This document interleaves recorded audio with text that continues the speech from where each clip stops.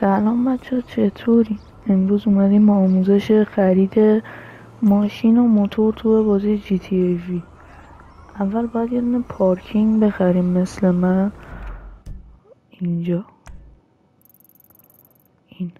اینجا باید یه پارکینگ بخریم که 30,000 تا قیمتش.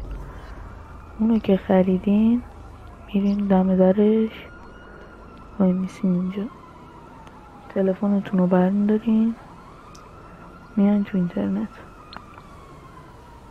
میان این قسمت، میرین داخل.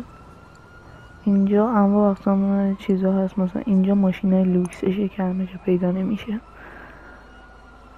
اینا هست. هر کدومو خواستین، مثلا این میزنین، میاین پایین رنگش انتخاب میکنین، قیمتش هم اینجاست، رنگش انتخاب میکنین، میزنین، اینو میزنین، بعدش خریدتون انجام میشه.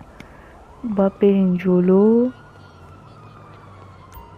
در گاراژ رو که باز کردین، حالا اون ماشین اونجاست. من که الان اونو نخریدم الان، ولی در رو باز کردین اینجاست. من گاراژم الان پره. مثلا این دوتا رو من از گوگل، من از اینترنت خودم خریدم. آره اینطوری. اینم آموزشش. مرسی که حمایت میکنی.